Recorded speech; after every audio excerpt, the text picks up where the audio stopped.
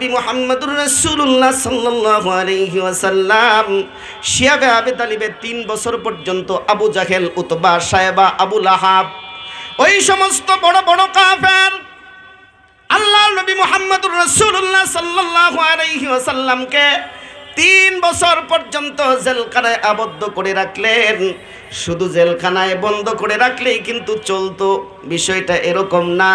প্রথম বছর যখন আল্লাহর নবী মুহাম্মদুর রাসূলুল্লাহ সাল্লাল্লাহু আলাইহি ওয়াসাল্লাম জেলখানায় গেলেন, কিছু হিতাকাঙ্ক্ষী মানুষ, শুধু আল্লাহর নবী জেলখানায় যান নাই, উনার সাথে ছিল আরো 52 জন। উনাকে নিয়ে মোট জেলখানায় গেল 53 জন। তাদের মধ্যে 11 জন মহিলা, শিশু বাচ্চারাও ছিল। মুহাম্মদুর রাসূলুল্লাহ সাল্লাল্লাহু আলাইহি ওয়াসাল্লামের হিতাকাঙ্ক্ষী ওই সময়ে যখন আল্লাহর নবীকে দেখতে যেত, হাদিয়া, তোহফা, খাবার, খাদ্য কিছু নিয়ে যাইত, আবু জাহেল চিন্তা করলো যেহেতু বাহির থেকে খাবার পৌঁছায়, এখন তার একটা আইন হলো আল্লাহর বেটা আল্লাহর নবী মুহাম্মদুর রাসূলুল্লাহ সাল্লাল্লাহু আলাইহি ওয়াসাল্লামকে, আব্দুল্লাহর বেটা মুহাম্মদকে যেই দেখতে আসবে, খাবার খাদ্য নিয়ে আসবে, তারে শুদ্ধা জেলখানায় বইরা দিবা। এই ডরে কোনো মানুষ আল্লাহর নবী মুহাম্মদুর রাসূলুল্লাহ সাল্লাল্লাহু আলাইহি ওয়াসাল্লামকে জেলখানার ভিতরে দেখতেও যায় না। 2 বছর পার হয়ে যায়। যখন 3য় বছর পড়ে যায়, আল্লাহর নবী মুহাম্মদুর রাসূলুল্লাহ সাল্লাল্লাহু আলাইহি ওয়াসাল্লাম সহ তৎকালীন সময়ে যারা জেলখানার ভিতরে গিয়েছিল, শিয়াবে আবি তালিবে যারা আবদ্ধ ছিল, আবু জাহেলের জেলখানা আর আবু জাহেলের সংসদের নাম ছিল দারুন নাদওয়া। আপনারা কি বুঝতেছেন না? কষ্ট হচ্ছে? তাহলে জেল কেটেছেন কে? মুহাম্মদুর রাসূলুল্লাহ সাল্লাল্লাহু আলাইহি ওয়াসাল্লাম। আচ্ছা বলুন তো, এই লোকটা কোন ছিনতাইকারী ছিল? মিথ্যাবাদী ছিল? জেনাকার ছিল? তাহলে জেলখানায় গেল কেন? একটি মাত্র কারণ, এটা হলো হক কথা বলতো, সত্য কথা বলতো, দ্বীনের দাওয়াত দিত, এক আল্লাহর ইবাদত করতে হবে। এই কথা যখন বলল, আবু জাহেলের গোষ্ঠীরা তখন তাদের গায়ে লেগে গেল যে এক আল্লাহর ইবাদত করতে হবে, আমাদের লাত মানাত, উজ্জাকে, হুবুলকে পূজা করা যাবে না। আব্দুল্লাহর বেটা মুহাম্মদ নিজের থেকে একটা মন গড়া ধর্ম কোথার থেকে আবিষ্কার করলো। এটাই ছিল আল্লাহ তাআলার নিবন্ধিত দল, যেটার নাম হলো ইসলাম। কথা বলেন ঠিক কিনা? আল্লাহ তাআলার নিবন্ধিত দলের নাম ইসলাম। আল্লাহ সুবহানাহু ওয়া তাআলা বলছেন, ইন্নাদ-দীনা ইনদাল্লাহিল ইসলাম, আমার পক্ষ থেকে নিবন্ধিত দলের নাম হলো ইসলাম। কথা বলেন ঠিক কিনা? সেই ইসলামের মধ্যে মুসলমান বানিয়ে পৃথিবীতে প্রেরণ করেছেন।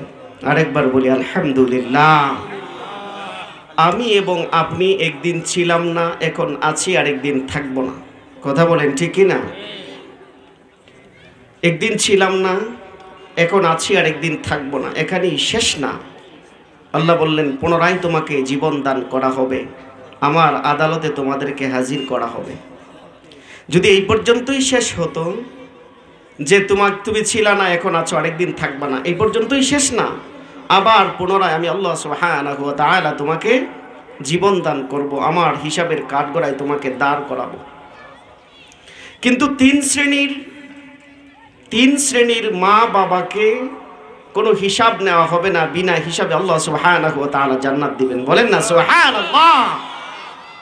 নাম্বার 1, 1 নাম্বার হলো শহীদের মাতা পিতার কোনো হিসাব হবে না, বিনা হিসাবে আল্লাহর জান্নাতে চলে যাবে। বলেন না সুবহানাল্লাহ। 2 নাম্বার হলো হাফেজ আলেম এবং সেই অনুপাতে যদি সে মানে এবং আমল করে, তার মা বাবাকেও কোনো হিসাব নেওয়া হবে না, বিনা হিসাবে জান্নাতে চলে যাবে। বলেন না সুবহানাল্লাহ। 3 নাম্বার হলো, অর্থাৎ বালেগ হওয়ার আগে, নাবালেগ থাকা অবস্থায় যদি কোনো সন্তান মারা যায়, ছোট্ট বাচ্চা অনেক সময় মারা যায় কি যায় না, ওই সন্তানের মা বাবাকে কোনো হিসাব নেওয়া হবে না, বিনা হিসাবে আল্লাহর তৈরি জান্নাতে পাঠিয়ে দিবেন। আল্লাহ বলেন সুবহানাল্লাহ। আর প্রত্যেককে হিসাব দিয়ে আল্লাহর জান্নাতে যেতে হবে। তো একদিন আমি এবং আপনি ছিলাম না, এখন আছি, আরেকদিন থাকবো না। এই যে ছিলাম না, এই যে আমি এবং আপনি ছিলাম না, আল্লাহর আদালতে আপনাকে আমাকে আবার একদিন ফিরে যেতে হবে। যদি মানুষ শুধু এইটুকু চিন্তা করে আমি ছিলাম না, কে আমাকে পৃথিবীতে পাঠালো, আবার কে আমাকে দুনিয়ার থেকে উঠায় নেবেন, শুধু যদি মানুষ এইটুকু চিন্তা করে, এমনিতেই আল্লাহরে সিজদা দিতে মন চায়। কথা বলেন ঠিক কিনা?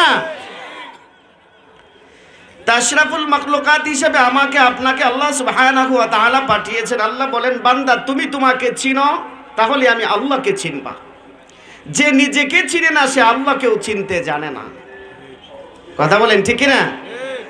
যেমন এই যে একটা মেধা আপনাকে আমাকে দিয়েছেন, একটা মেধা আপনাকে আমাকে আল্লাহ সুবহানাহু ওয়া তাআলা দান করেছেন। আপনারা কি বুঝতে অসুবিধা হয়? ওইদিকে তাকিয়ে আছেন কেন?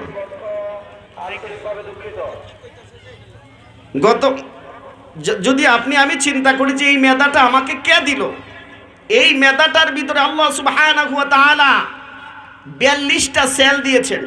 এক একটা সেলের এক একটা কাজ, একটা সেলের সাথে আরেকটা সেলের সংঘর্ষ হয় না। এইদিকে মাঝখানে এই যে এদিকে কপালের বরাবর যে একটা সেল আছে, এটার নাম হলো ফ্রন্টাল লব। পিছনে একটা সেল আছে, এটার নাম হলো অক্সিপিটাল লব। এইদিকে একটা সেল আছে, এটার নাম হলো প্যারাইটাল লব। এইদিকে একটা সেল আছে, এটার নাম হলো টেম্পোরাল লব। এরকম 6টা সেল, 6টার থেকে এক একটার কাজ হলো আরো 7টা করে। এখন বলুন 6 কত? 42টা সেল কাজ করে। এখন আমি চিন্তা করি 42টা সেল কাজ করে কেমনে? আপনার সামনে মনে করেন একটা সাপ আসলো, একটা সাপ আপনার সামনে আসলো, ফুস করে উঠলো আপনাকে কামড় দেওয়ার জন্য, সবল মারার জন্যে। দেখছেন কি দিয়ে? কথা বলতে হবে, কি দিয়ে? চোখ দিয়ে। সাথে সাথে অক্সিপিটাল লব পিছনে যেটা আছে, এই সেল আপনাকে বুদ্ধি দিচ্ছে, পরামর্শ দিচ্ছে, হেই বেটা হয়তো বাড়ি দে, নয়তো পিছনে দৌড় দে। দেখছেন কি দিয়ে? চোখ দিয়ে। কিন্তু কাজ করছে কোথায়? ব্রেইনে।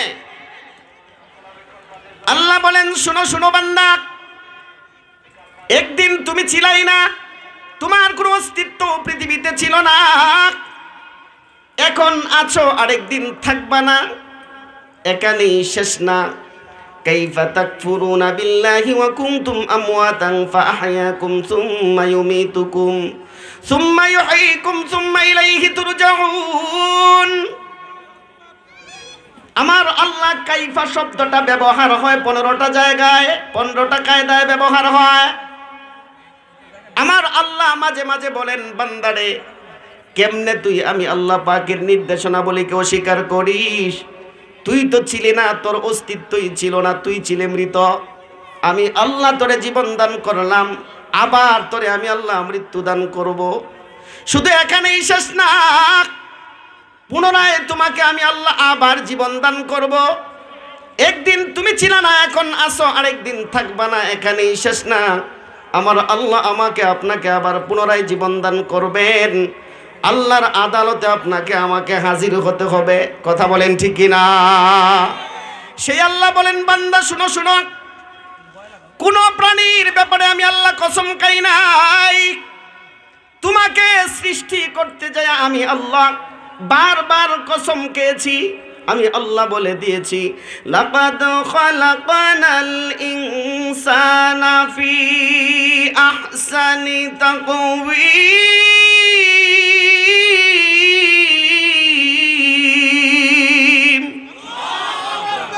আল্লাহু আকবারের ধ্বনি মুসলমানের জবান থেকে বিড়ালের মতো আসার কথা নয়, সিংহের গর্জনের মতো হতে হবে। কথা বলেন ঠিক কিনা?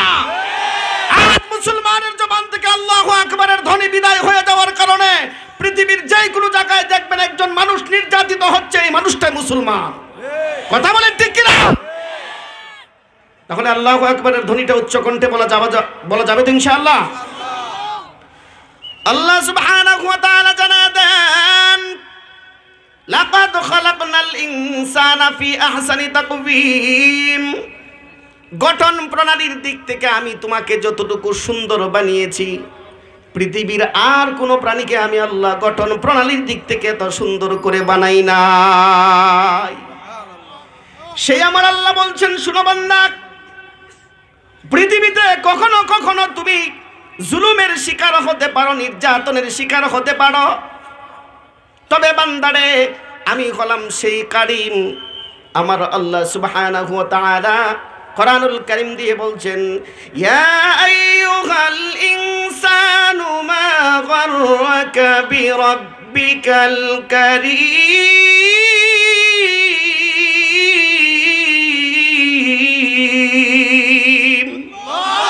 আমার আল্লাহ জানায় দেন, আল্লাহ সুবহানাহু ওয়া তাআলা জানায় দেন, বান্দা গঠন প্রণালীর দিক থেকে আমি তোমাকে সৃষ্টির শ্রেষ্ঠ জীব বানাইলাম। কোন জিনিসের মায়ায় পইরা তুমি আমি আল্লাহরে ভুইলা গেলা? আমার আল্লাহ আফসোস করতে থাকেন, বান্দারে তুমি কোন জিনিসের মায়ায় পইরা গেলা? তুমি যে জিনিসের মায়ায় পইরা তুমি আমি আল্লাহরে ভুলে গেলা, এই চেয়ারের মায়ায় পইরা গেলা। এই চেয়ারের কারণে তুমি আমি আল্লাহকে ভুলে গেলা।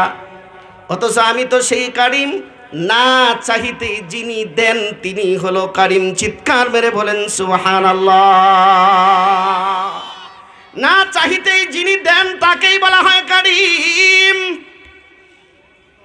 না চাহিতেই যিনি আমাকে আপনাকে মুসলমান বানিয়েছেন, না চাহিতেই যিনি আমাকে আপনাকে পূর্ণাঙ্গ একটা জীবন গঠন করার তৌফিক দান করেছেন, না চাহিতেই যিনি আমাকে আপনাকে হায়াত দিয়েছেন, না চাহিতেই যিনি আমাকে আপনাকে কোনো অঙ্গ প্রত্যঙ্গ কিন্তু আমাকে কম দেয় না, তিনি হলো কারিম। চিৎকার মেরে বলেন সুবহানাল্লাহ।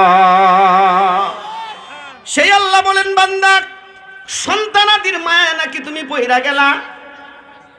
আত্মীয় স্বজনের মায়ায় কি তুমি পড়ে গেলা? নেতা নেত্রীর পিছনে ঘুইরা কি তুমি আমি আল্লাহরে ভুইলা গেলা? এমন একটা দিন আসবে যেই দিন নেতা নেতৃত্ব দূরের কথা, আপন ভাই, একই মায়ের গর্ভে থেকে ভাই এসেছো, এই ভাই তোমার কোনো উপকারে আসবে না। কথা বলেন ঠিক কিনা? আমার আল্লাহ বলেন, ইয়াউমা ইয়াফিরুল মারউ মিন আখিহি ওয়া উম্মিহি ওয়া আবিহি। কাল কিয়ামতের দিন মানুষ যখন বিপাকে পড়ে যাবে, বিপদে পড়ে যাবে, ভাইয়ের কাছে যাবে, ভাই কোনো উপকারে আসবে না। মায়ের কাছে যাবে, মা কোনো উপকারে আসবে না। বাবার কাছে যাবে, স্ত্রী সন্তানদের কাছে যাবে, কারো কাছে কোনো উপকার পাবে না। আচ্ছা বলুন তো, এই দিন আমাদের পিছনে থাকবেন কে? সেই আল্লাহ বলেন, ইয়া আইয়ুহাল ইনসানু মা গাররাকা বিরাব্বিকাল কারীম। কোন জিনিসের মায়ায় তুমি পইরা গেলা? যেই জিনিস তোমার কোনো উপকারে আসবে না, সন্তানেরা পর্যন্ত তোমার উপকারে আসবে না। কোন জিনিসের মায়ায় তুমি পইরা গেলা? আচ্ছা বলুন, আমরা তো জিনিসের মায়ায় পইরা থাকি। কথা বলেন ঠিক কিনা? রঙিন এই পৃথিবী ছাড়িতে হইবে, সাদের এই দেহ মাটিতে খাইবে, শূন্য হবে জিন্দিগানি। কার লাগিয়া এত মায়া, এত চুকের পানি রে মন, কার লাগিয়া এত মায়া, এত চুকের পানি। কথা বলেন ঠিক কিনা? সন্ধ্যা হলে ডুববে বেলা, সাঙ্গ হবে ববেড়ি মেলা, কেউ বা দিবে আখিরি গোসল, কেউ বা দিবে আখিরি গোসল, কেউ বা আনবে আতর দানি। কার লাগিয়া এত মায়া, এত চুকের পানি রে মন, কার লাগিয়া এত মায়া, এত চুকের পানি। আমার আল্লাহ বলেন, বান্দা কোন জিনিসের মায়ায় পইরা তুমি আমি আল্লাহরে ভুইলা গেলা? একদিন তুমি ছিলা না, এখন আছো, আরেকদিন থাকবা না।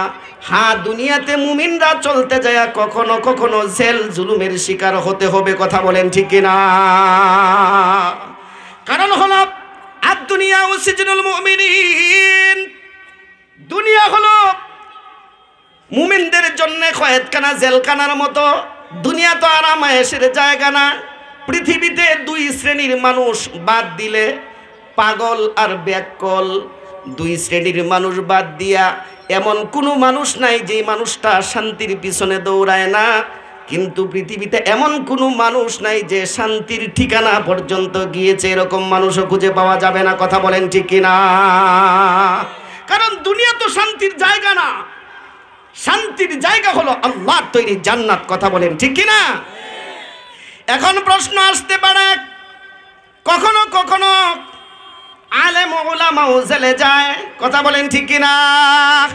কিন্তু আমাদের কিছু মানুষ এমন কথা বলে, অপরাধ না থাকলে জেলে যায় কেমনে? এখন আপনাদের বিবেকের কাছে আমার প্রশ্ন হলো, আমার আল্লাহ রসুলের চাইতে ভালো চরিত্রের মানুষ পৃথিবীতে আসে নাই, আর কোনোদিন আসবেও না। কথা বলেন ঠিক কিনা? সেই নবী মুহাম্মদুর রাসূলুল্লাহ সাল্লাল্লাহু আলাইহি ওয়াসাল্লাম 3 বছর পর্যন্ত জেলখানায় ছিল। কয় বছর জেলখানায় ছিল? কথা বলতে হবে, কয় বছর?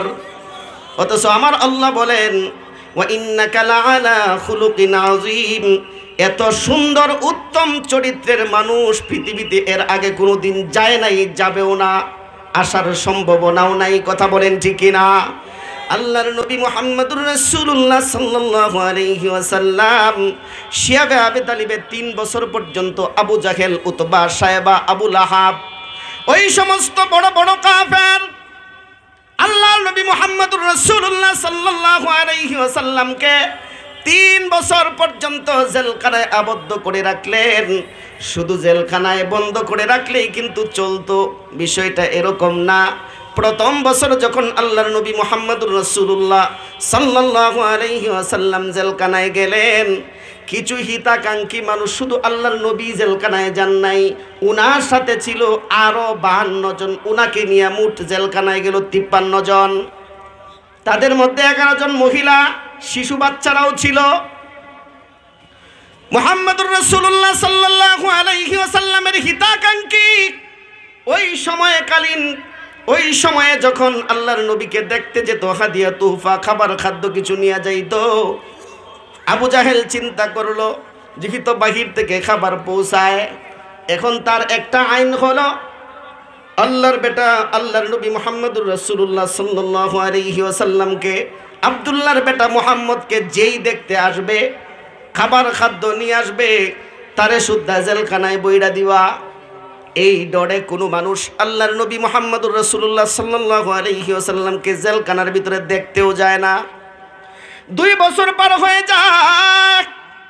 যখন 3য় বছর পড়ে যায়, আল্লাহর নবী মুহাম্মদুর রাসূলুল্লাহ সাল্লাল্লাহু আলাইহি ওয়াসাল্লাম সহ তৎকালীন সময়ে যারা জেলখানার ভিতরে গিয়েছিল, শিয়াবে আবি তালিবে যারা আবদ্ধ ছিল, আবু জাহেলের জেলখানা আর আবু জাহেলের সংসদের নাম ছিল দারুন নাদওয়া। আপনারা কি বুঝতেছেন না? কষ্ট হচ্ছে? তাহলে জেল কেটেছেন কে? মুহাম্মদুর রাসূলুল্লাহ সাল্লাল্লাহু আলাইহি ওয়াসাল্লাম। আচ্ছা বলুন তো, এই লোকটা কোন ছিনতাইকারী ছিল? মিথ্যাবাদী ছিল? জেনাকার ছিল? তাহলে জেলখানায় গেল কেন? একটি মাত্র কারণ, এটা হলো হক কথা বলতো, সত্য কথা বলতো, দ্বীনের দাওয়াত দিত, এক আল্লাহর ইবাদত করতে হবে। এই কথা যখন বলল, আবু জাহেলের গোষ্ঠীরা তখন তাদের গায়ে লেগে গেল যে এক আল্লাহর ইবাদত করতে হবে, আমাদের লাত মানাত, উজ্জাকে, হুবুলকে পূজা করা যাবে না। আব্দুল্লাহর বেটা মুহাম্মদ নিজের থেকে একটা মন গড়া ধর্ম কোথার থেকে আবিষ্কার করলো, এটাই ছিল তার অপরাধ। কথা বলেন ঠিক কিনা? তাহলে বোঝা গেল 3য় বছর যখন পড়ে যায়, আল্লাহর নবী মুহাম্মদুর রাসূলুল্লাহ সাল্লাল্লাহু আলাইহি ওয়াসাল্লাম সহ মহিলারা বাচ্চা নিয়ে যখন জেলখানার ভিতরে ছিল 11 জন মহিলা, তারা একটা সময় খাবার না পাইতে পাইতে আবু জাহেল খাবার বন্ধ করে দিল। খাবার না খাইতে খাইতে তাদের বুকের দুধ পর্যন্ত শুকিয়ে গেছে। কথা বুঝতেছেন? তাদের বুকের দুধ পর্যন্ত শুকিয়ে গেল। মুহাম্মদুর রাসূলুল্লাহ সাল্লাল্লাহু আলাইহি ওয়াসাল্লাম তিনি এমন একটা সময় হলো গাছের পাতা পর্যন্ত চিবায়া রস খেয়েছেন। এমন একটা সময় হলো যে আল্লাহর রাসূল সহ যারা ছিল তাদের পায়খানা পর্যন্ত বকরির লাদার মতো হয়ে গেছে। এমন নির্যাতন আবু জাহেল করেছে। এখনো যদি কোনো মানুষ তামাম পৃথিবীতে জেলখানায় আবদ্ধ করে কোনো আলেমকে রাখে, তাহলে বুঝতে হবে আবু জাহেলের প্রেতাত্মা এখনো পৃথিবীতে ঘুরে বেড়ায়। কথা বলেন ঠিক কিনা? এটা বললেও ঠিক, না বললেও ঠিক। আল্লাহ নবী মুহাম্মদুর রাসূলুল্লাহ সাল্লাল্লাহু আলাইহি ওয়াসাল্লাম যখন 3 বছর অতিবাহিত হয়, আবু জাহেল একটা আইন পাশ করলো। 6 জন মন্ত্রী নিয়ে দারুন নদওয়ায় বৈঠক করলো। শর্ত হলো, 3টা অপশন দিল, লা ইউসবিতুকা আও ইয়াকতুলুকা আও ইয়াখরুজুকা। শর্ত হলো, 6 জন মন্ত্রী নিয়ে বসলো, বৈশা বলতেছে, ভাইয়েরা শুনে নাও, যারা আছে জেলখানার ভিতরে তারা যদি তাদের ধর্মের থেকে সরে না আসে, নাম্বার 1 হলো তাদেরকে দেশ থেকে তাড়ায়া দিতে হবে। 2 নাম্বার অপশন হলো অন্যথায় আল্লাহ নবী মুহাম্মদুর রাসূলুল্লাহ সাল্লাল্লাহু আলাইহি ওয়াসাল্লাম সহ তাদেরকে মেরে ফেলতে হবে। তাদের এই অর্থাৎ জাতীয় যে পরিচয় আছে এটা তাদের ক্যান্সেল করে দিতে হবে। অপশন যখন 3টা দিল, বাড়ির ভিতরে চলে যায় মন্ত্রীগণ। তোমাদেরকে 5 দিন সময় দেওয়া হলো, সিদ্ধান্ত তোমরা দিবা, তাকে দেশ থেকে তাড়ায়া দিবা নাকি তাকে হত্যা করবা। যে কোনো সিদ্ধান্ত তোমরা দিবা, আবু জাহেল এটা সরাসরি কার্যকর করে ফেলবো। যখন 6 জন 5 জন মন্ত্রী বাড়িতে চলে যায়, আবু জাহেল সহ 6 জন যখন বাড়িতে চলে যায়, আবু জাহেলের প্রধান উপদেষ্টা যিনি ছিলেন হিশাম ইবনে আমর, এই লোকটার তৎকালীন সময়ে 82 বছর বয়স ছিল। তার 82 বছর হায়াত ছিল, 82 বছর বেঁচে ছিল, কমও বেশি হতে পারে। তখনই তার বয়স ছিল 82 বছর, আরো হয়তো বা বেঁচে ছিল। হিশাম ইবনে আমর বাড়িতে যায় আবু জাহেলের প্রধান উপদেষ্টা। বাড়িতে যাওয়ার পর হিশাম ইবনে আমর রাতের বেলায় ঘুমাইতে পারে না। আচ্ছা বলুন তো, ঘুম দেওয়ার মালিক কে? ঘুম কেড়ে নেওয়ার মালিক কে? এমনও দেখবেন সমাজের ভিতরে কিছু মানুষ আছে, রেল স্টেশনে ঘুমিয়ে তাকে ইট মাথার নিচে দিয়া নাক ডাইকা ঘুমায়। আর এমনও মানুষ আছে লেপ কম্বল খাতা মুড়ি দিয়ে ঘুমায়, কিন্তু ঘুম আসে না। ট্যাবলেট পর্যন্ত খায়, কিন্তু ঘুম আসে না। আচ্ছা বলুন তো, এই ঘুম কেড়ে নিয়েছেন কে? হিশাম ইবনে আমর তিনি যখন রাতের বেলায় ঘুমাতে পারেন না, 4 দিন চলে যায়, আর একটি মাত্র দিন আছে। রাতের বেলায় উনি ওনার স্ত্রীকে ডাক দিয়ে বলেন, ও গো আমার প্রাণের স্ত্রী, 4 দিন যাবত রাত অথবা দিনে কখনোই ঘুমাতে পারি না। শুধু আমার ভিতরে চিন্তা একটাই, অথচ লোকটারে কিন্তু ঈমান ছিল না, কিন্তু বিবেক ছিল। আপনার তো ঈমানও আছে, বিবেকও আছে, আপনি তো একটা কথাও বলেন না। কথা বলেন ঠিক কিনা? আপনার ঈমানও আছে, বিবেকও আছে, অথচ হিশাম ইবনে আমর তার ঈমান ছিল না, কিন্তু বিবেক ছিল। বিবেক তাকে নাড়া দিচ্ছে, ওরে হিশাম ইবনে আমর, তুই কারে ফাঁসি দিবি অথবা কাকে দেশ থেকে তাড়িয়ে দিবি? আবু বকরের মতো ভালো মানুষ তোর সাথেই, যার ব্যবসা বাণিজ্য, আর আব্দুল্লাহর বেটা মুহাম্মদ, যার জীবনের চরিত্রের কোনো বিন্দু মাত্র ত্রুটি নাই, বিন্দু মাত্র ত্রুটি নাই, যাকে আমরা নিজেরাই তৎকালীন সময়ে ব্যাংক ছিল না, আমানতদার হিসাবে আমরা তারে আমানত রাখতাম। আর আব্দুল্লাহর বেটা মুহাম্মদ জীবনে কোনোদিন আমানতের খেয়ানত করে নাই।